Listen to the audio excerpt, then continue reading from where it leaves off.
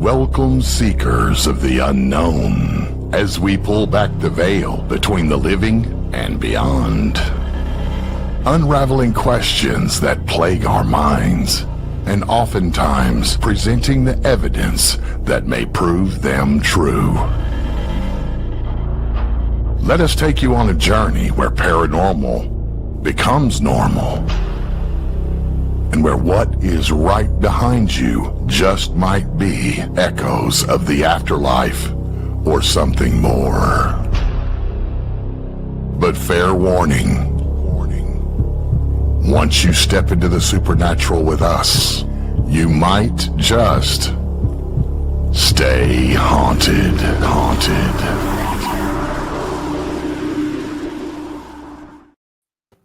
Hello, everybody, and welcome back to Stay Haunted.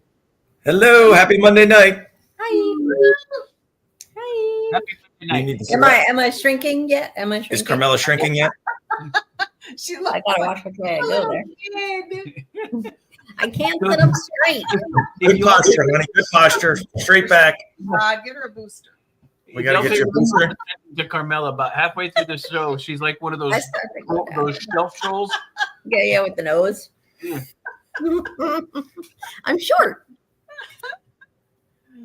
How is everybody in chat doing? It's Carmela Fun Size. Hello, Everett, Mary Beth, Ron, Raul. Happy Monday. Happy Monday. Hope everybody had a great weekend. Everett, make sure you stay through the whole show tonight because I've got a special surprise for Mr. Everett tonight. And was that really a typo or autocorrect with his early comment before the show started about the good wood? Everybody. Good wood. So prior to the show starting, everybody, Everett got a little excited and he said, "Good wood, everyone." And he's trying to blame it on autocorrect, but we had to let him know that it's not that type of right. That's our other YouTube channel. Yeah. Right. Hey there, Scott. How are you? So, who goes first? How was your weekend? What did you guys do? Oh, well, Friday is usually meeting my mom and sometimes one or two of my sisters to the Mexican restaurant, like 5 minutes down the road. Great margaritas, great happy hours. So that's where we start our weekends. Saturday, I think we have kind of bumps. There it is. Goodwood evening, everyone.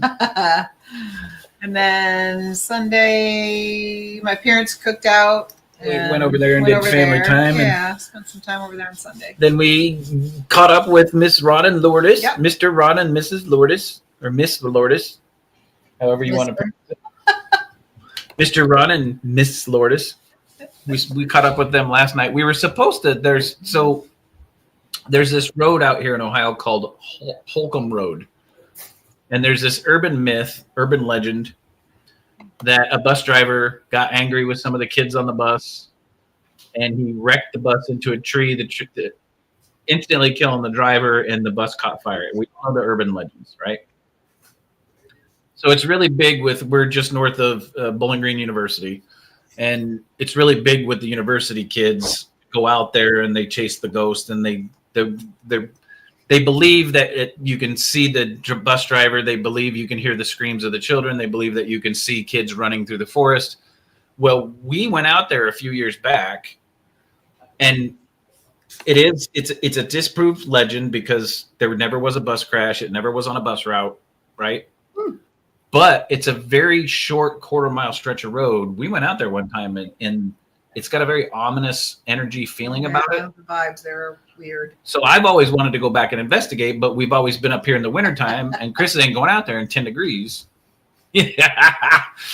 I said booster seat. We said They don't even do phone books, Hold yellow on a pages anymore. Do they do yellow pages anymore? Hold on, she's going to get a chair or something. so. We were going to go out and investigate Old Holcomb Road and try and pick up some EVPs to find out what's actually out there, because there is a very ominous feeling about it. But I want 3 sets of eyes out there, and Audra's sister was supposed to go with us, but she bailed in the last minute, so we didn't end up going. But we will get out to Holcomb Road, and we will let you guys know if we caught anything. Yep. Very good. How about you guys? So Friday, what did we do Friday, honey? I don't even remember. Saturday night, Friday, I think we just relaxed. Saturday evening, we went to the Ritz Theater, because we participate with Parasite Experience with Anthony and a Listen, tricycle. Not a And phone book, but it's a cookbook. Let's see what it does. Now It's a cookbook. So before you sit on it, so if it's a cookbook, before you sit on it, you got to turn it to the page for hot buns. hot buns, hot cross buttons. It's a little better. There she is. Hello. Of course, you're gonna have hemorrhoids by the end of the show, but Oh, Jesus. Preparation H. It's nice and cold on my butt. There you go. Yes, the Parasite Experience hosted. It was a God, I'm having brain farts. It's a bad day. It's a bad day. What is it? The event Saturday night with the Ritz. Yeah. The Para Summit. So it was Ron and Lourdes did TDSE. We saw them Saturday night. Frankie, Adeo, Anthony, and Gail and Kara from 9 Lives, a bunch of other, paranormal peeps. And it was a good turnout. They did, Kara and Gail from 9 Lives did a presentation. Ron and Lourdes did their TDSE seance sessions, and then Anthony and there was a couple other, Nicole, and were supposed to come for Full Moon, but they got a flat tire, so they weren't able to come and present. So Anthony and Frankie filled in and did their little presentation with Spirit Therapy and the Megs. Nice. And what else? And then we had free time. And then we had free time. Oh, nice. Free time's good. Free time to investigate, walk Free around. time to roam. Yeah. nice. And then Sunday was laundry day and relax, I think. Yeah, we didn't do anything. Oh no, we had to pick up the boat. Oh, we had to pick up the boat. That was Sunday night. So the boys, my dad's had for 40 years, it's an offshore fishing boat that he got from Florida back in 1984. He's had it and he hasn't used it in a couple of years, but he's kept it and decided to give it to all the the grand boys, the grandsons. So if they decide to use it and to take it out fishing. So we did that Sunday night. Earlier in the day, I did some power washing of the backyard fence and weed whacking, some yard work. Fun. Thank God you specified yard work after you said you did weed work. Weed whacking, wood. Good it's all wood, the weed same. whacking. Yeah. Yes, on the trying to get the mildew and stuff off the fence. So that was our weekend, and then Fun. and here we are with another Here we are again, Monday. awesome week of Stay Haunted. Yes. And we've got an awesome show for you guys tonight. We don't have a guest, but what we did is we put a bunch of the evidence that we've captured in investigations. Some old, some of you have seen some of these, some of you haven't, some of you, we've got some new stuff. There's some stuff from Southern Entities. There's some stuff from 222. And we're just it's nothing but an evidence show tonight. That's all it is. That's going to be awesome because it seems like forever. Yeah. It seems like forever since we've done Everybody, evidence. I'm hilarious. I'm hilarious. Carmela is hilarious. She is hilarious. She actually, Saturday night, you got into did you get into a little bit of a laughing fit at the event Saturday night, I think? What did I do? I don't know, but I thought you did. All right. Sure. I don't So know. you guys have to give Carmela credit. So we were saying she needs a phone book. She went and grabbed a cookbook, and it was actually the perfect height. So she knew exactly how much I lift she knew needed. what I had to do. Yeah. Yeah, that's right.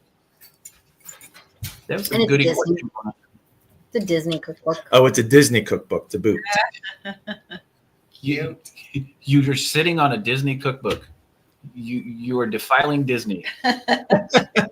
I'm becoming a princess. Through osmosis.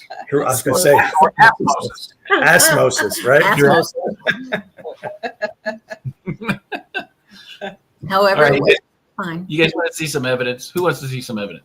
I do. Yay. Maybe just a bit.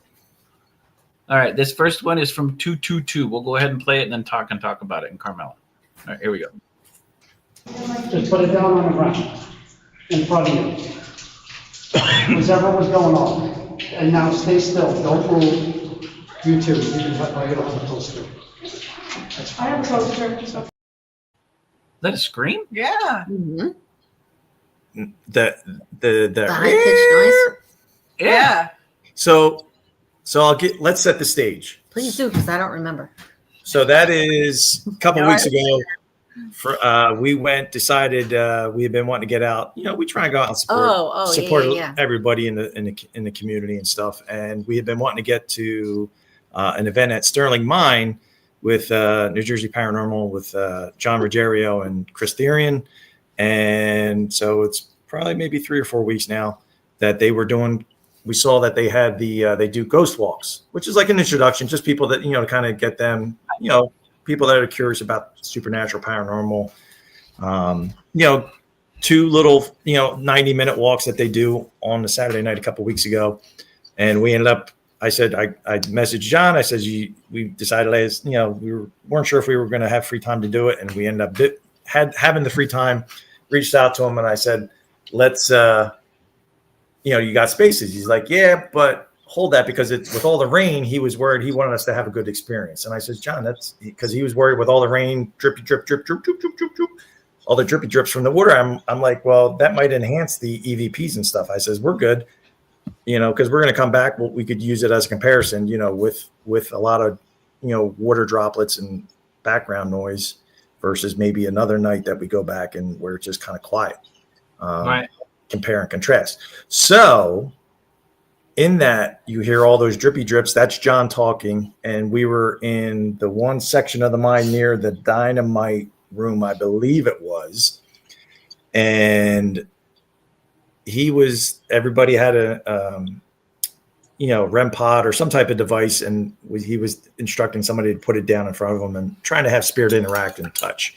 Right. In that, didn't hear to reel the moment, but what do you think? So it's a mine. They use dynamite. Now, you said it was a scream. A siren? So we think that it's the siren that they would, siren or whatever that they would sound before they would detonate as the warning signal. So we'll play it again, but I got another question for you. Was there anybody whispering around you? Because it sounds like there's voices prior to the siren. That could be me. Yeah, I don't know. I'd have to go back and look. Yeah, no, I don't know. You're in trouble. So let's listen to it again, and you can hear it sounds like somebody voices in the background before the siren goes off. But here we go. Drip, drip, drip. Drippy, drip, drip. All right, here we go. Just put it down on the ground in front of you. Whatever was going on. And now stay still. Don't move. You too. You can have, you don't have a toaster. I have a toaster.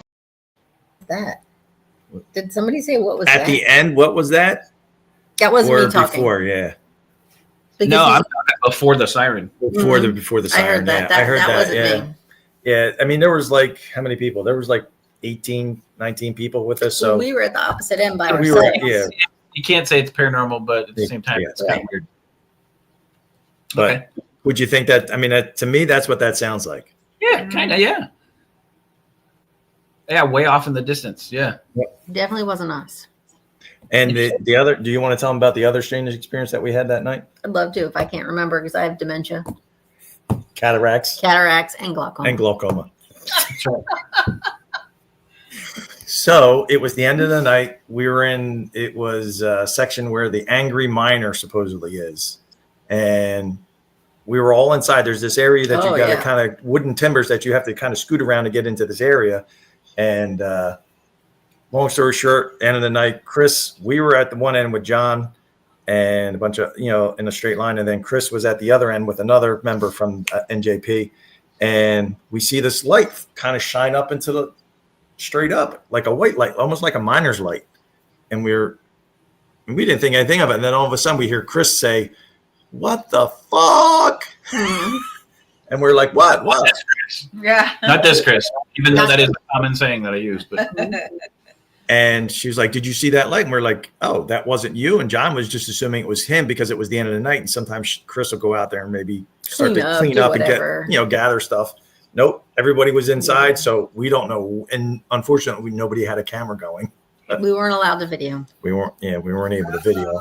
So that, but when we went into the hallway, there was nothing. Yeah, there was nothing. There was nothing there that was a would wild experience too. Light up that bright. And everybody, I mean, multiple people saw it. So it's just not like 2 or 3 of us saw it, Huh.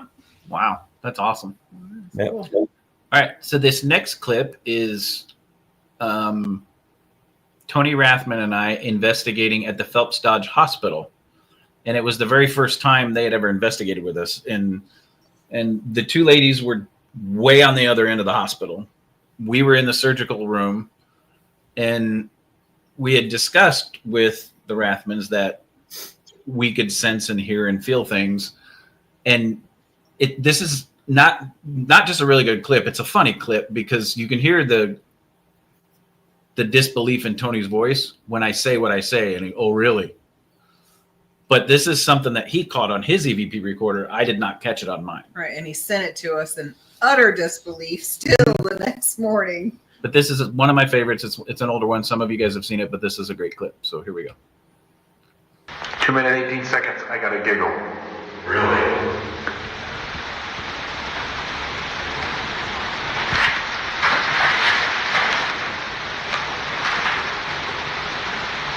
There's a woman in here.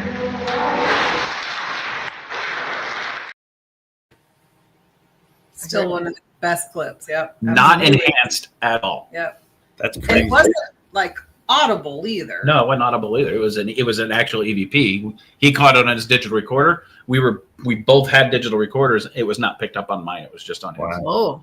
Oh, Very interesting. Very Love interesting. that. Yes, Love it. that is an awesome one. I will keep that one. That is one of the best EVPs. Yeah, when it's that clear, it's like, damn, that's good. It's like you just like, Right, and Audra and Tree were nowhere near us, and you can tell that's in the same room that we're in, and they were way down at the other end of the hospital. So, and we've had a couple, well, at least one where we, the one time we were reviewing at the Van Getten house. oh yeah, we had good ones there. And it was like I was reviewing and I was looking audio, and then she's like, and it was just like you and I talking, and it's like I didn't even recognize it as an EVP, and she's like, "Whose voice is that?" I said, "Whose male voice is that? That's not us." And he was like, "Yeah, go on with the story. Let's go." So nothing like a good Class A was good. EVP. yes, undeniable Class A, Yes. because it was not a disembodied, because there was not audible at all. Oh, do I have a squeaky knee? Squeaky knee from Oh, from the clip. the clip. Oh, we think anyways. Mm-mm. I have a squeaky ankle. So this next one, we've got a lot to show you guys tonight. This next one is a 222. So we'll go ahead and play it. Here we go. I would have Todd describe it before, but it's just numbered. So We don't remember. Getting older, I forget the label stuff. And I'm like, I haven't really presented in a while. And I'm just like, I brain farted on when I changed the file clip from numbers to an actual description. no worries. So let's listen. Here we go. Is the little child in the room with us?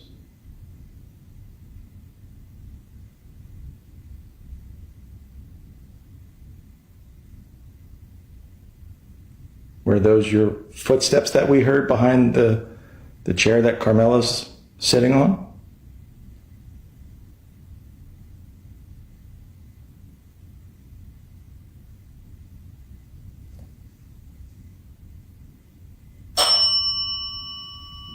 I was just going to ask, are you behind me right now?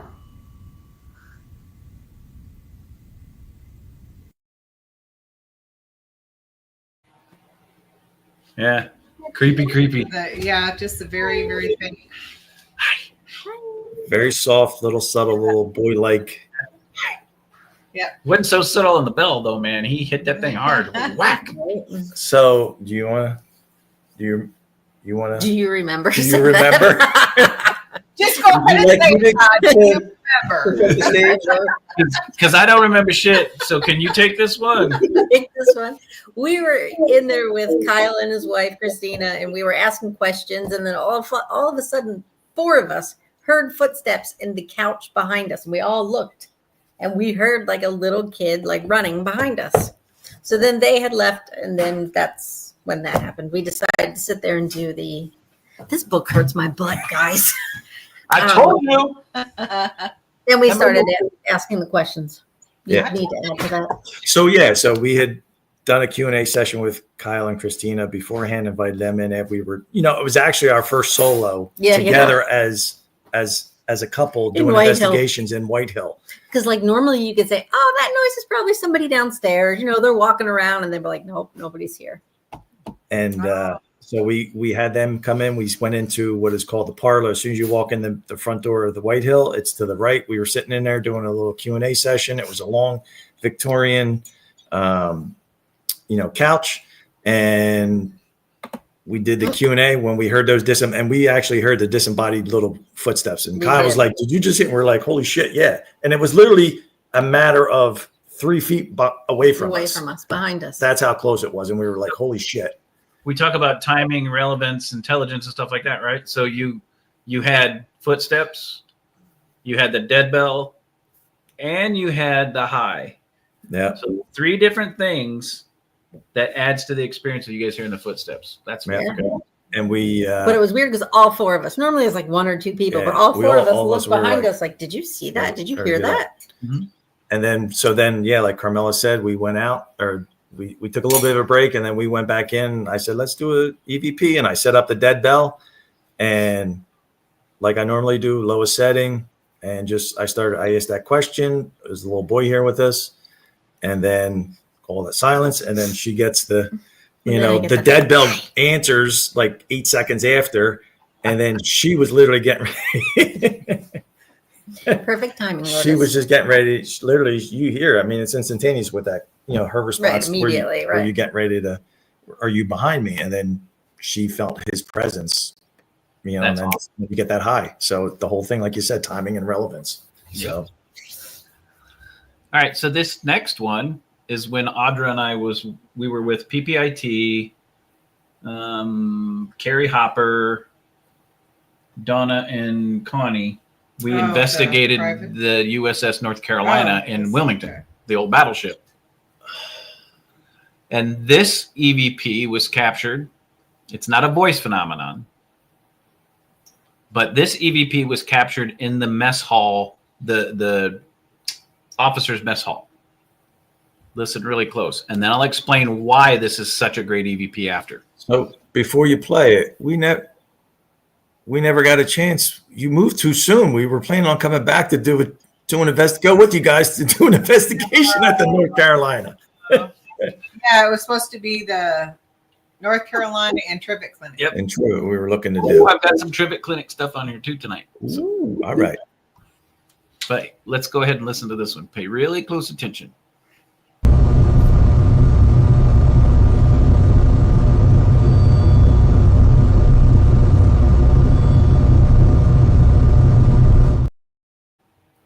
So did you hear the 2 bells? Yeah. Yep. So let me explain why this is such a phenomenal piece of evidence. Any time that a naval ship is decommissioned from service, they remove all the brass bells on the ship and they go to the Maritime Museum. Whether they put them on display or whether they put them in a storage room, they take every single bell off of the ship.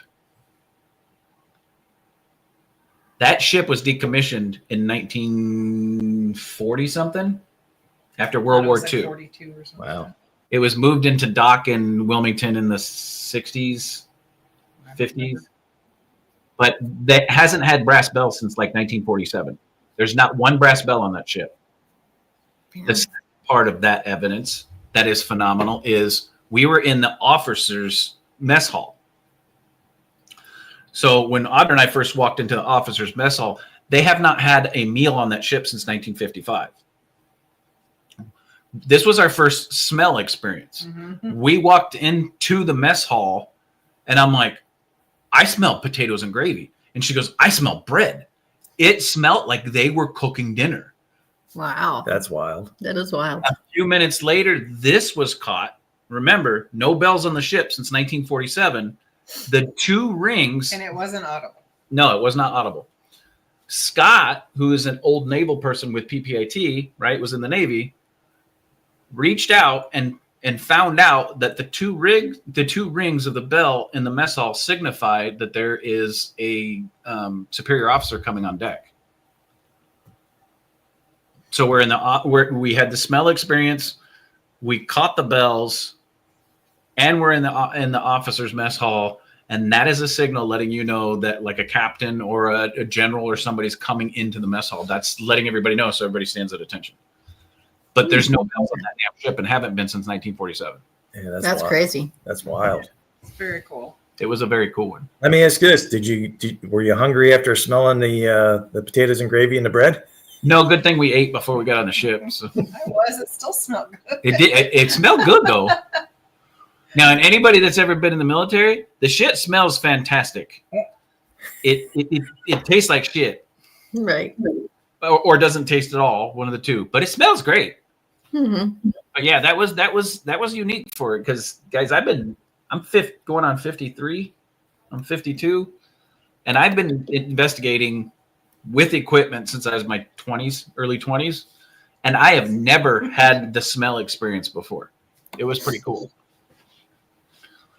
Commander. There you go. Thanks. Yes, thanks, Scott. Two bells for a commander coming on. Sorry, Army guy.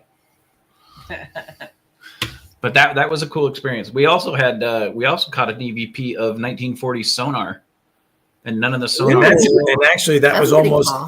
I was almost thinking it was when I first heard it. I was thinking maybe like Morse code or something along those lines. That No, that was the signal that a commander's coming on deck, and we were in the officers' mess hall when we caught that. That's awesome. The sonar was caught in a different part of the ship, but none of the sonar actually works in there anymore. Right. But Scott sent that recording to some of his Navy buddies, and they said that is significantly a 1940 sonar sound that you're picking up. And it wasn't working. Right. Pretty cool. It's pretty awesome. Cool. Yeah, it was a pretty cool experience. So this next one is 222, and it is 10000282234. Right. Right, and I know that one. Right, I think you know it. Yeah. Carmelo will explain this one. Let's go ahead. Bad. All right, here we go. Scared when you were fighting? Were you scared when you were fighting?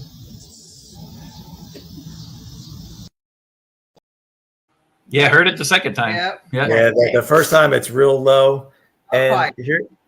here's the crazy part. Actually, I sent that to Taryn from Paranormal Brew because I know she loves EVPs, and I was like, Taryn Kerper.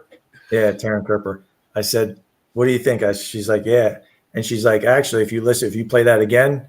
So when we asked the question, that picture was at sunset when we did the EVP at Gettysburg at Little Round Top. Mm-hmm. Just And opened back up. And it had just opened back up. We were at the top on the stone of the rocks overlooking, the area, and asked those questions, and we got a yeah. And then when she responded, or Terrence, she said, actually, if you listen, there's a yeah, and then after that, there's a no. So if you want to play that again, you'll hear the no after. Okay. All right, here we go. So it's like two spirits responded. Crank it up, y'all.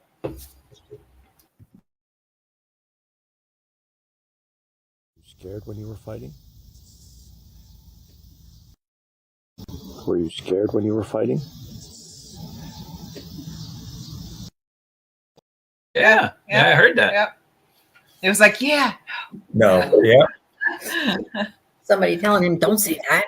Yeah. Yeah. You don't ever say Yeah. you're scared. That's right. Yeah, so I mean, Right. that could have been, and for that time, honest, Unless hey, it was two responses from two different dude, spirits. well, that's what I was going to say. That's what I was thinking. Two separate spirits, one saying that he's brave and he's, or that he was nervous or whatever, but maybe putting on a brave front, But then the other one was like, nope. Well, and if I remember right, the history of Little Round Top, the battle was actually going on below. Yes. Yep. And the officers were sitting up on Round Top watching the Right. battle and directing traffic, so to speak, right?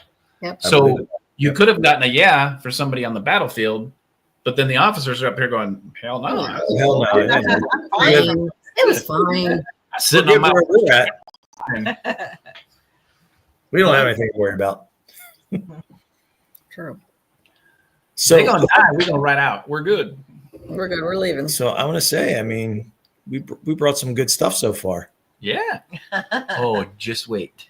It's good. It's just getting started. It's good. We've got some pictures to look at too. Yep. So this one is one of my favorites. It's from the Montgomery house. It's when Entity Voices, Paranormal Evidence all got together for the first time and did an investigation at the Montgomery house. And we were all outside, and everybody that knows me and investigated with me, I don't care anything. I placed the equipment around. This was caught on a recorder. Was this one downstairs or upstairs? It's hard to tell because the sound carries. This was I think it was downstairs, wasn't it? yeah, this one was downstairs. But there's a spirit there named Sarah that we've captured numerous times. We've seen her, we've felt her, why are you laughing at me? I don't know what's happening. I'm being silly with her. Oh, okay. He's making me get close to him. I'm telling. But when Audra went upstairs and was walking Lourdes around, she introduced her to Sarah. And when she said, Sarah, this is Lourdes, we caught an EVP that said, hi, Lourdes. Well, apparently Sarah took a liking to Lourdes. So when we were all outside talking, Sarah was looking for her in the house. Here we go. Let's listen.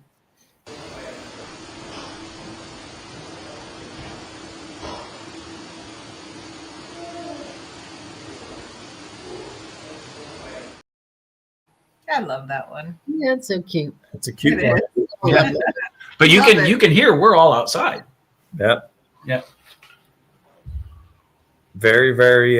Who doesn't love Lourdes? Right. Right?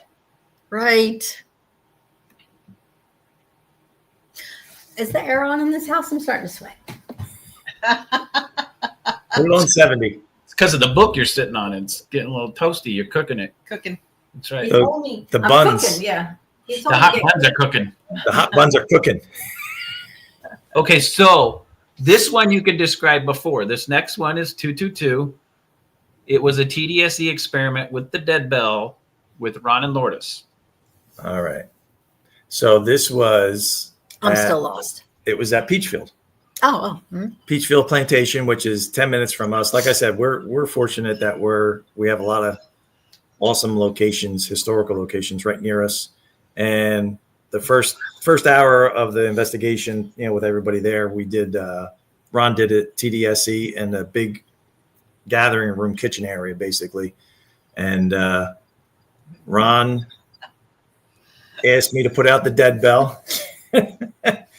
And he, it's kind of self-explanatory, but he wanted a TDSE and dead bell moment, and then Spirit actually has a little bit of a sense of humor in this, so you'll see. All right, here we go. Timing and relevance.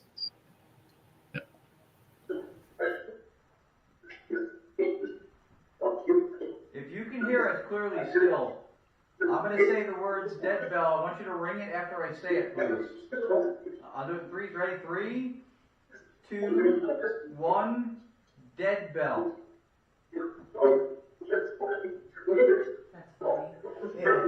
That's funny. You ain't gonna do it. Can you ring it? Come on.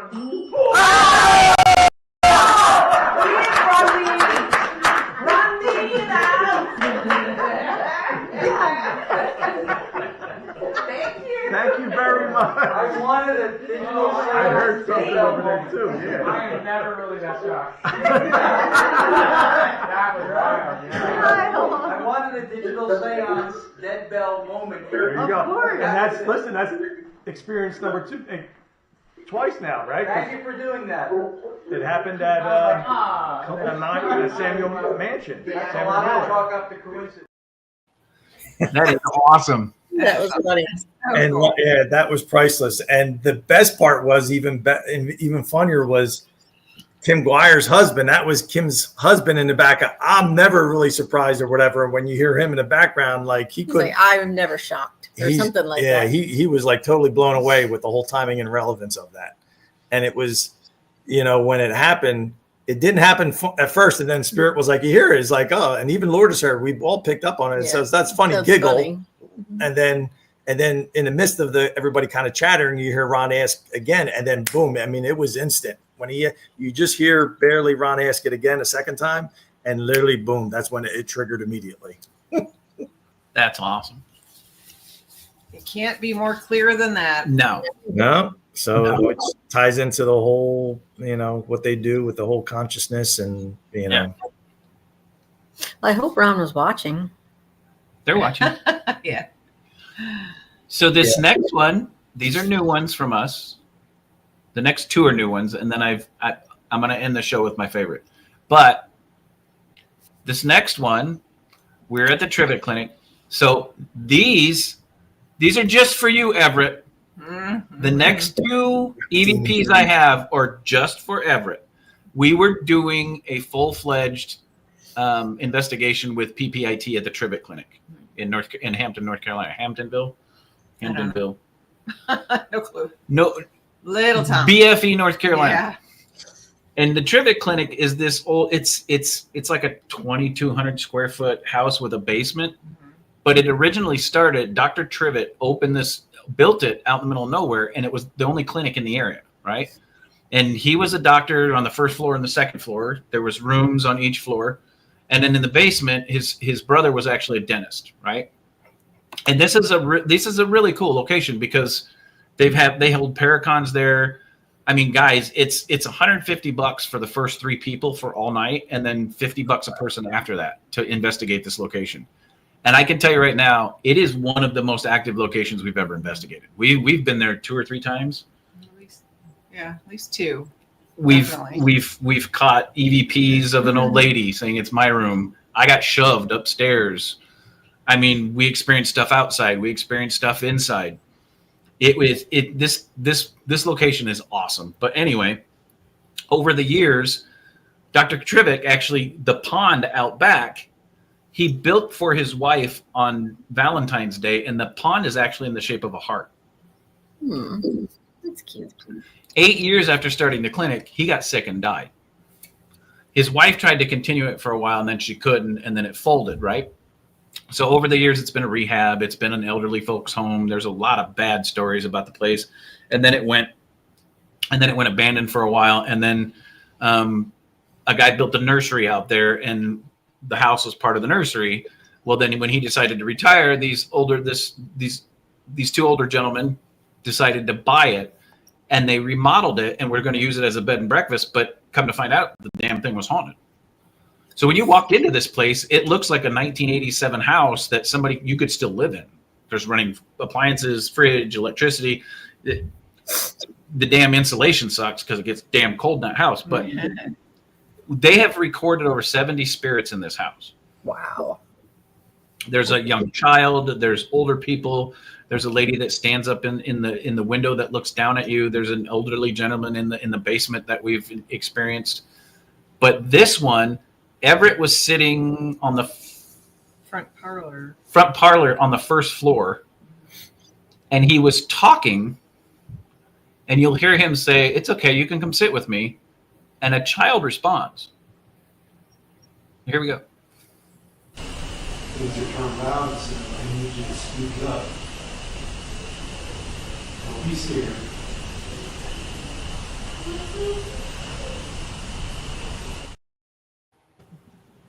Yeah. Right after he says, "Don't be scared." And there's 2 or 3 child spirits in the house that they talk about. And one is called Majesty. Yeah. Yeah. She's in the basement. Yeah, Majesty's in the basement. So it's an interesting catch. Now, do they know that? I mean, 70 spirits, man, that's a lot of spirits. That's what they say. Right. We've never caught 70.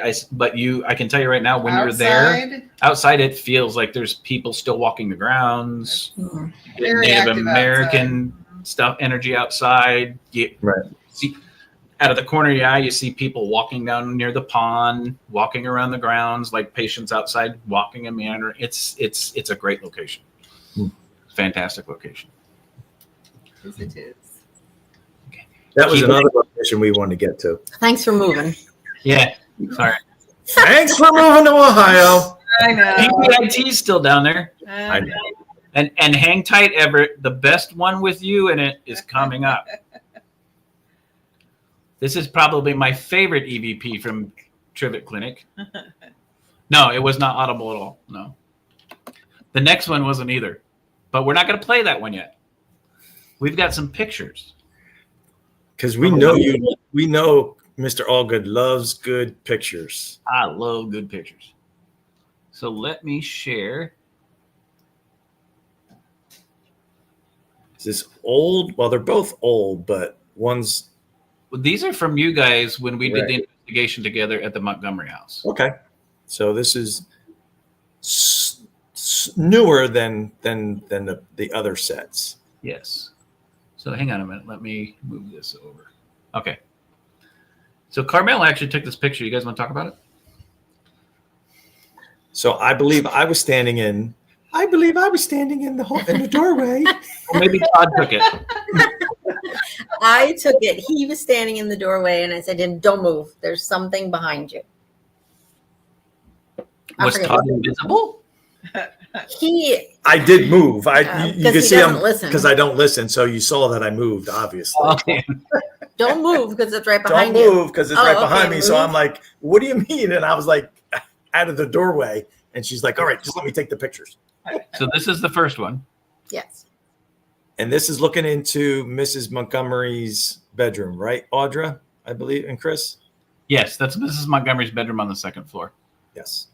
Where did the other picture go? Damn it! That was like a ghost of There's the second. That was the second picture. Still nothing there. Still nothing. There's the third. Something was there. Someone. Yep. And who we believe to be Mrs. Montgomery. Mrs. The woman of the house. Yep. So this was actually Mrs. Montgomery's bedroom on the second floor. Right. And if anybody's that watched the show with PPIT where they were on, when they took that picture upstairs of a woman looking out the Right. Mm-hmm. So let me see if I can. Holy cats and whiskers. Exactly. And that was, I know Carmela has, I've mentioned it before. She's always had sensations and feelings and kind of experiences and stuff like that. And this just confirmed, what she was feeling at the moment. And with you guys also, just helping her kind of, to trust her abilities and, her feelings and sensations in the moment. This is Mrs. Montgomery. Yeah, really does. Looks like her. Did I send you the one with it was the collage? Yes, that's the one I'm pulling up next. And you can see the jaw structure, her hair, obviously there, maybe, I don't know how, well, I mean, in that picture, her hair's cropped, or maybe, I don't know, it's hard because it's front on, but it almost looks, it's like hair's in a bun almost. Mm-hmm. Uh-huh. Or like a bonnet, maybe it could be. Or this hat that she's wearing in the picture. Or the hat, yeah, or a hat, right. Yeah. So picture 1, picture 2, picture 3. Yeah, you're right, Mary Beth. Yeah. And this is picture 3 too, but in contrast, pulling out the color. Yeah. But if you look at this, and you look at this. Yeah. Well, in black and white, I mean, next to the other black and white photo, I mean, it really kind of demonstrates how close it is. It's crazy. Yeah. And that. Good catch. Good catch. Good catch. I told you not to move. I'm glad now it would have been, I guess it would have been better. Now, here's my thing. I wonder if we would have captured had I still been staying. Right. Or if you would have Right. been in the way, or Right. But that was definitely an awesome capture. Yes. And to validate it too is not only did you guys catch this one, but then PPIT has also captured one in the window that looks just like this. Yeah. And matches this here. Mm-hmm. There you go, Scott. And for everybody watching, when we left North Carolina to come to Ohio, we got with PPIT. PPIT reached out to the Montgomery County Historical Society and made the connection with them. So the Montgomery house is still there for people to investigate. It's been there for almost 200 years. And hopefully PPIT lives and passes it down to their children. So it's there for another 200 years and people can still go investigate.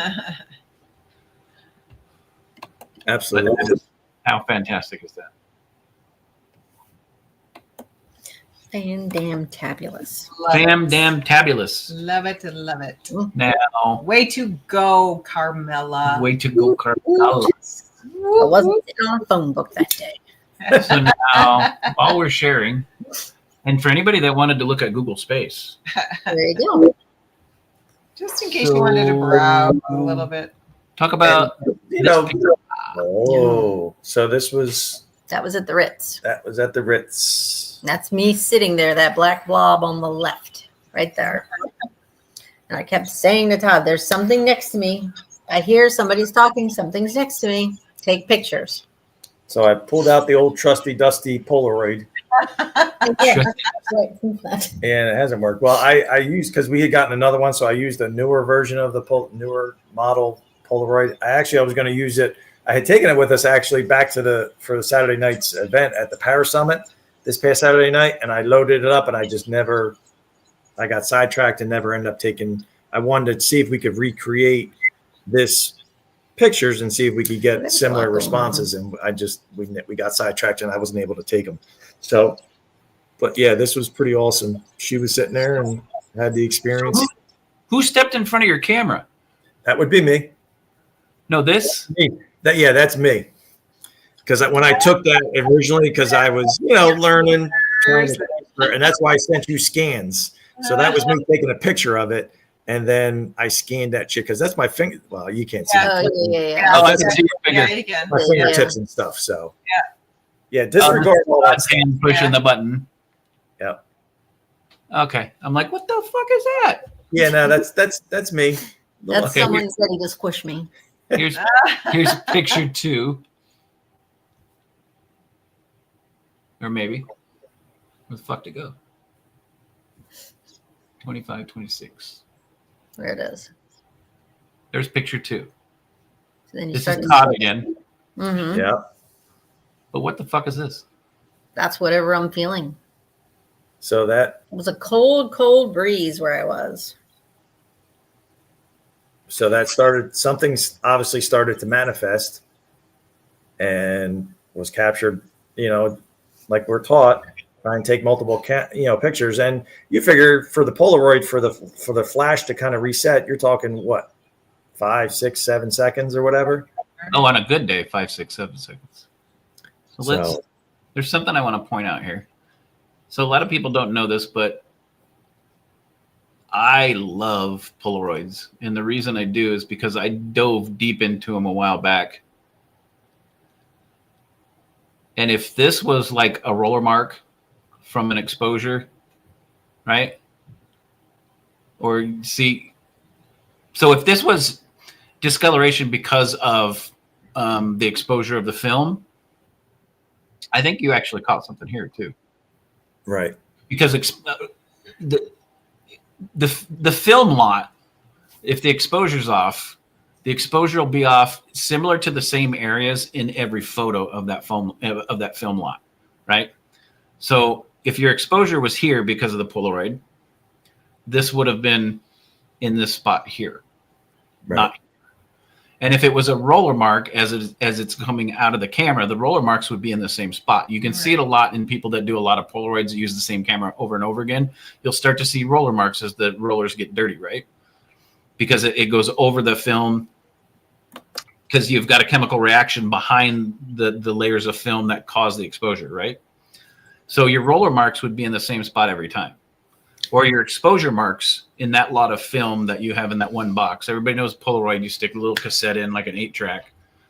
If there's a bad exposure to it or there's bad lighting, the exposure portion would be in the same spot. You're flashing 3 pictures straight in a row. Let's open the third one. Yeah. So Mary Beth, she's like, it's in the same spot. So I was just getting ready to set up. So wait till you see the next one. And actually you're saying, and something else I'm just going to add. So that first picture you said, when you thought in that first picture, it may look like it may start to manifest or capture there. And it does actually, now that you mention that, it does make sense, because it's not there in the second picture, but it's more kind of a tighter, it's broader, and then it focuses. And then it moves. But here's what's intriguing about the third picture, and I didn't mean to interrupt you, Todd. I'm sorry. No, you're good. Yeah, no, you're good. What's intriguing about the third picture is you'll never get a piece of Polaroid film that creates that kind of a cloud. So if it's good, so even if we took this one and we took this one and disclaimed it or debunked it and said, no, we can't call it paranormal because these could actually come across as a different exposure in the film, which doesn't happen in the same lot in 2 different spots. But this one, your exposure, if you look really close, it's not an exposure, because if it was an exposure, you wouldn't be able to see Carmela's shoulder. Yeah. The chemical reaction would wipe out her shoulder. Mm-hmm. Right? Yep. So if it's a bad chemical reaction in the film, it'll actually wipe out the image behind it. This does not. You can still see Carmela's shoulder.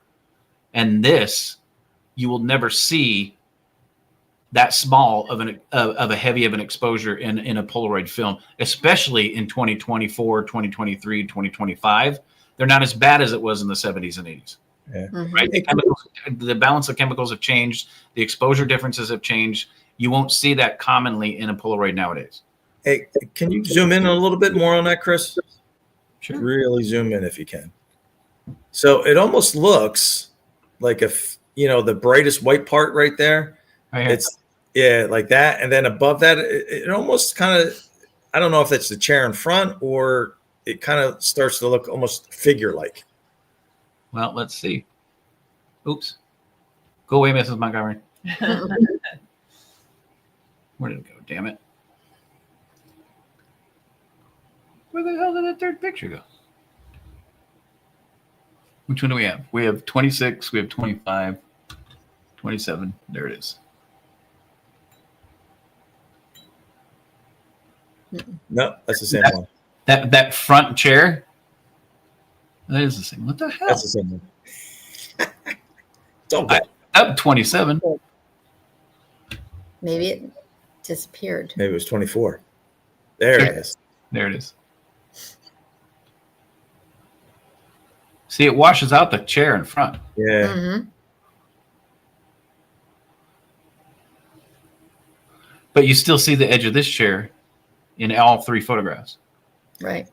Now, here's the whole putting layers together and timing and relevance. So I don't think I sent it to you, Chris, because how many EVPs did I send to you? I sent it was the.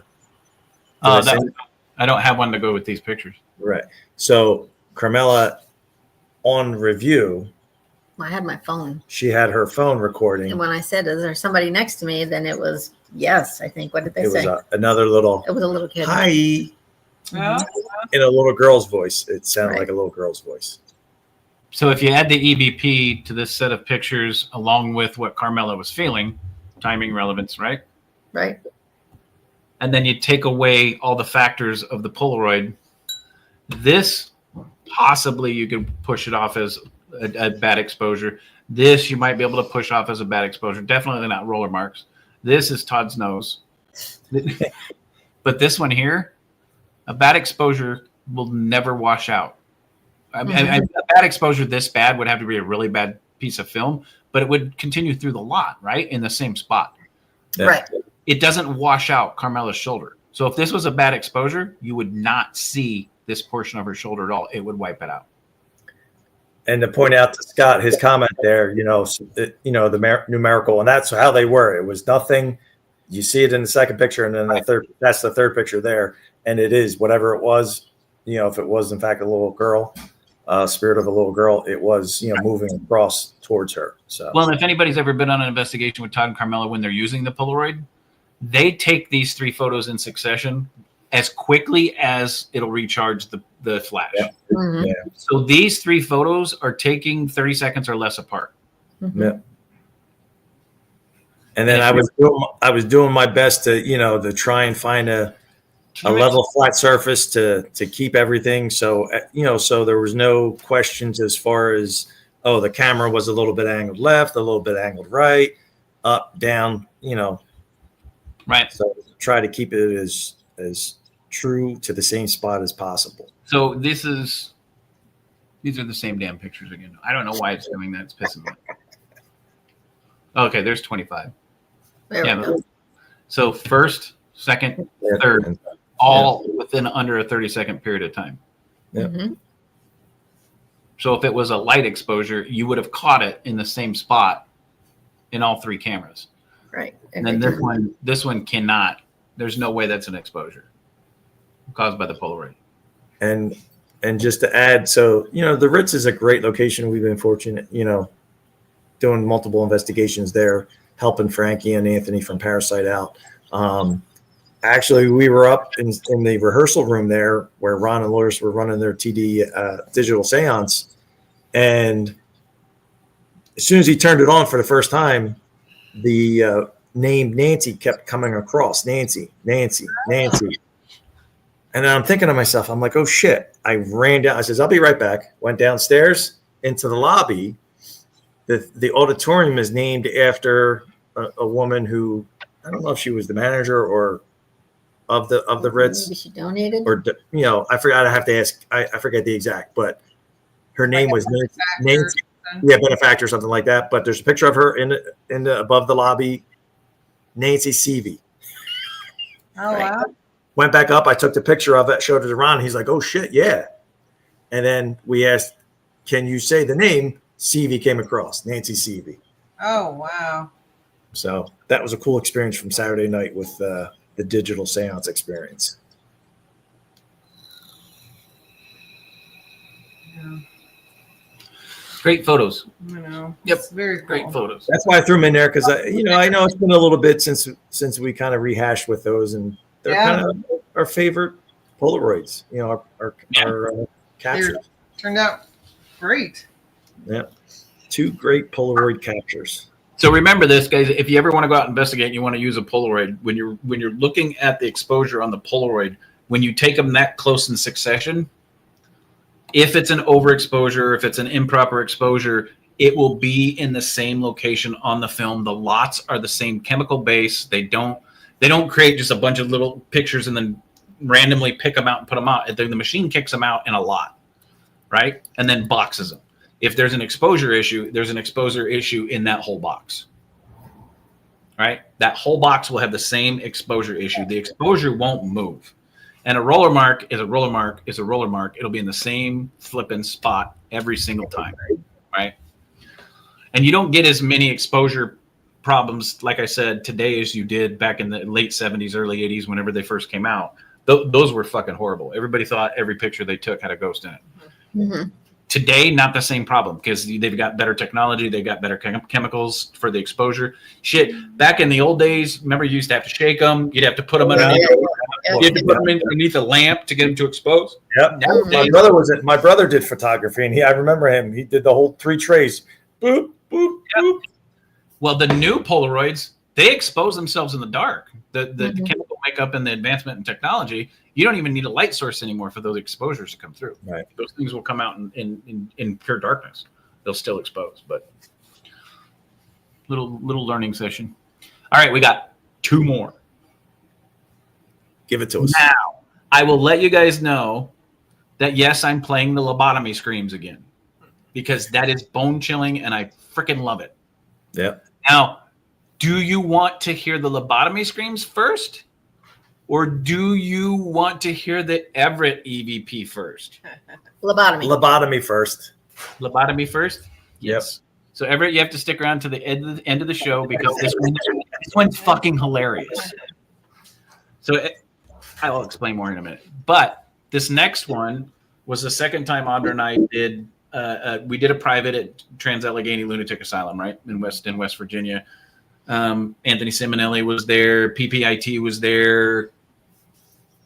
Carrie with History of a Haunting podcast was there. There was about 10 to 12 of us, right? Approximately in the entire building, the main building. We were the first one in probably 2 years that actually got access to go into the lobotomy area of the hospital. Audra and I placed our recorder halfway down the hallway. We didn't get to the lobotomy recovery area, right? We were down in the surgical area, and we placed the recorder down there. Nobody was in the area at the time.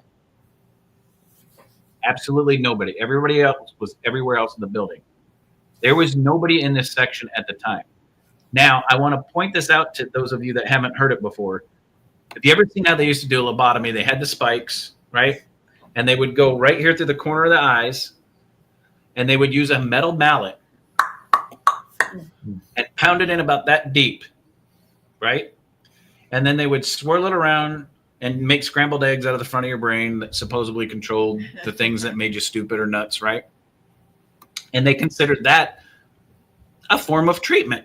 You know, if they removed the stuff making you crazy, then you could go on and live a normal life. Whatever. 96% of the people that they did this to, or the percentage might even be higher, passed away. I mean, died. If not on the table, not too long after. There is one guy that is still alive today that had a lobotomy. I mean, I don't know if he can speak or think or add or subtract or hooked on phonics or anything like that, but he's still alive today, and he actually lives near West Virginia, still right? There. Now, the reason I'm pointing this out, because it leads up to how this is. The guy doing this is where they first introduced lobotomies in the United States. This guy was doing upwards of, I don't want to exaggerate, at least 100 lobotomies a month. Right? These people did not volunteer. They were forced. Mm-hmm. And it ranged from children from the age of 11 up to elderly adults, right? The age range was literally that big of a span. They did not use anesthesia. Now, with that in mind, crank your sound way up or put in your earphones, because at the beginning of this EVP, you can hear somebody say no, but it's really faint. I have not enhanced this at all. This is what we caught. Here we go.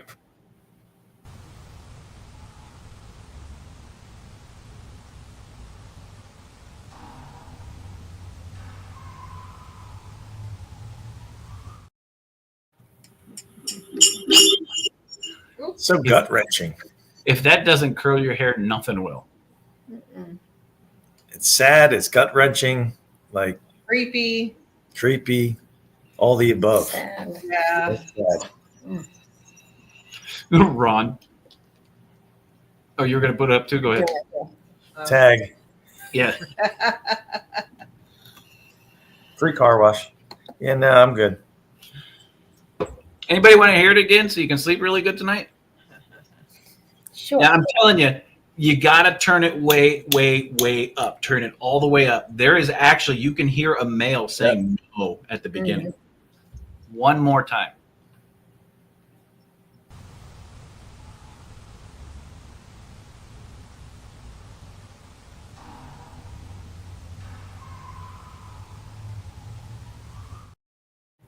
And it's a real high pitched no too, right? Yeah. It almost seems like, and I want to say it's the same person. So I would imagine. Yeah. Right. As those spikes are going toward your eyeball, that's what I do. Yeah. I'd be crying a little bit myself. Yep. As you're being restrained or whatever, and yeah, with no anesthesia. Yeah, I can't even fathom that. Like, it's mind boggling. The question is, was the scream as they started to scramble, or the screams from them pounding it in, or were those the last screams that person ever made? Yeah. I can tell you when I was doing review in my office, I went, "Holy shit!" I screamed it. And Audra's like, "What?" And I'm like, "You have got to fucking hear this EVP." Yeah. That was, I think that is the best, most impactful EVP I've ever captured. Yeah. I would agree. Yeah. I know some of the people watching have seen that one probably 3 or 4 times, but yes, I will eventually ever play it again because I love that EVP. Yeah. As hard it is to hear it, it's just that amazing. Yeah. Yeah. That you captured it. Yeah. Now, amazing. Let's talk amazing. Britt, this one is for you. So dun, dun, dun. Do we get a drum roll? Yeah. Let me set the stage. Upstairs, if you go upstairs in the Trivet Clinic, right? You go up the stairs. There's a room to the left. That's Irma's room. You turn. There's a bathroom over here.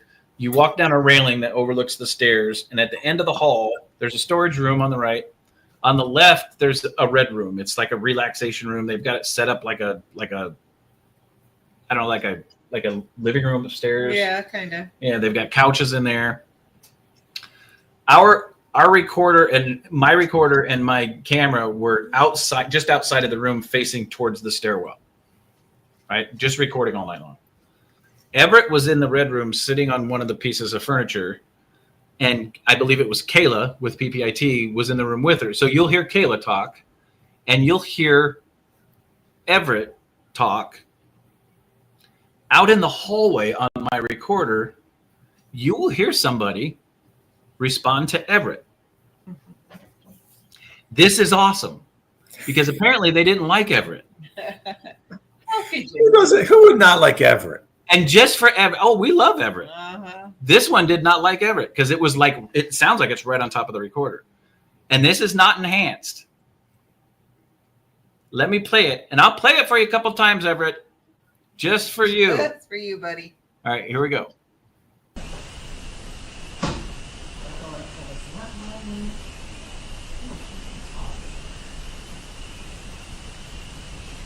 Can you imagine this being like... There's nice, comfortable furniture here.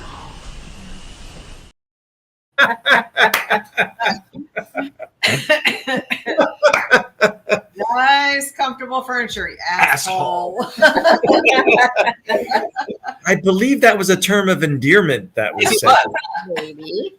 I will play that again. Listen close to it. It sounds like it's right on top of the recorder. Yeah. Where you can tell Everett's in the other room because you can hear the echo from his voice coming out of the room, right? Let me play that one more time just for you, Everett. Here we go.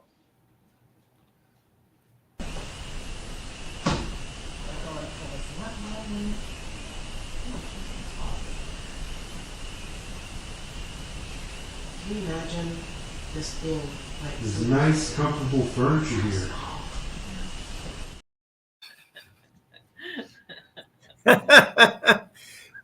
No, I think he's talking about you, Everett. That's priceless. When I was doing the review and I caught that, I'm like, oh my God, that's hysterical. We've been told to get out. We've been told to fuck off. We've been told lots of things. Right. That's the first EVP I ever got of somebody calling somebody an asshole. Mm-hmm. And that is clear as a bell. That is very, very funny. We would agree with that, Mary Beth. Very funny. Very funny. Oh, I thought you meant that he was an asshole. No. That's my love. That's Chameleon. She's got a funny sense of humor. All right. One more time for Lourdes and Everett. Here we go. Lourdes and Everett.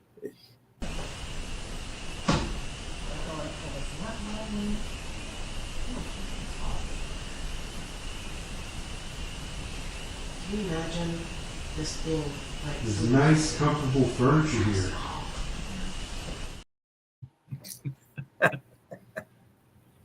That's clear as a bell. Clear. You beat me to it. I beat you.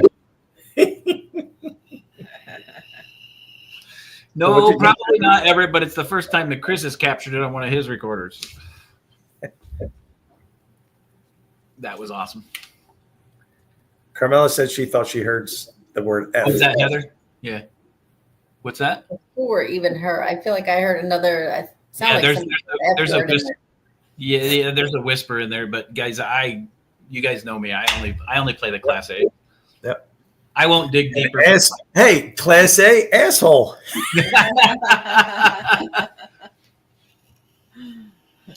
Okay, so Scott corrected me. That was Heather talking, not Kayla.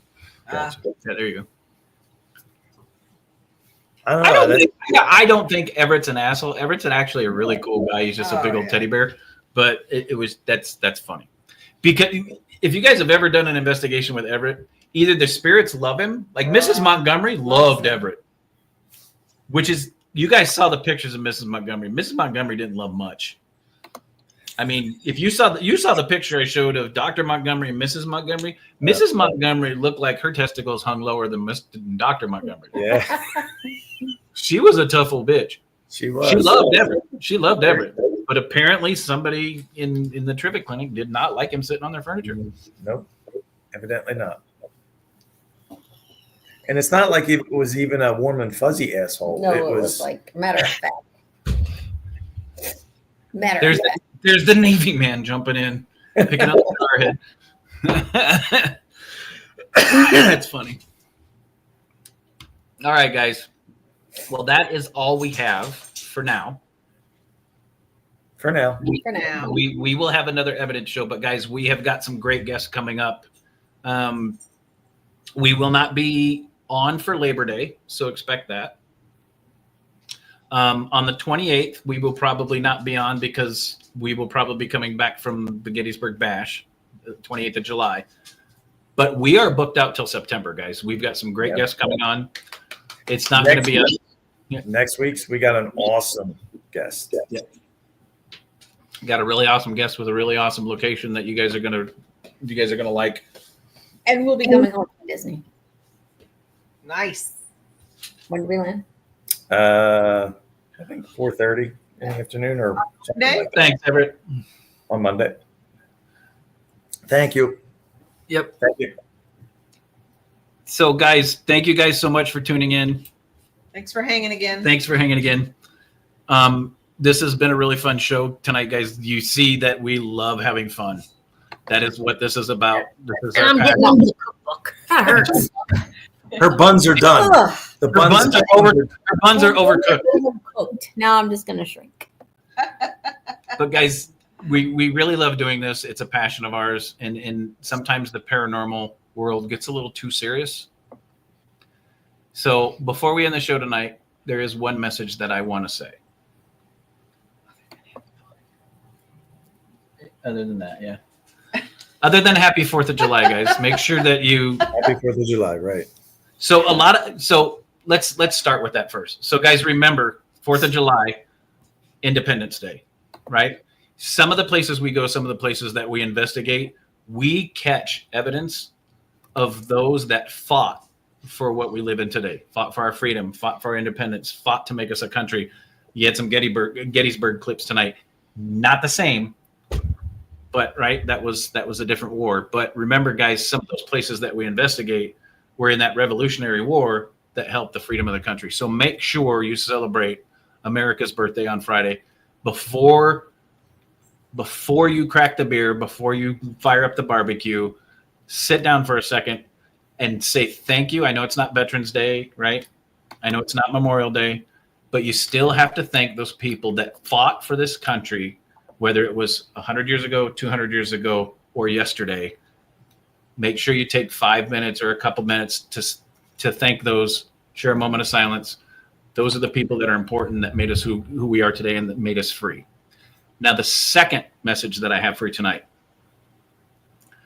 make sure when you're out in the paranormal, guys, you're out there doing the research, you're out there doing the work. You're out there spending time with them, right? What the fuck is that noise? What is that? I was going to ask you guys that. Wasn't us. Wasn't us. Spirits are shushing me. That's right. I'm telling you right now, dead people, if she can't do it, you can't do it. I try. The message that I wanted to say is stay true to yourself. Don't compromise your integrity. Don't give up friendships for the paranormal.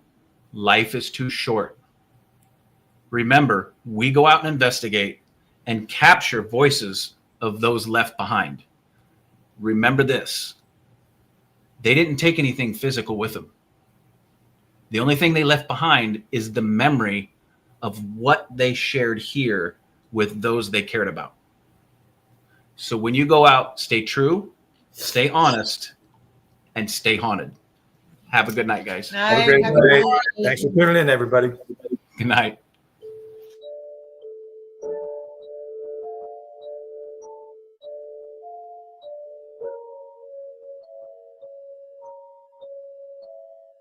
Thank you.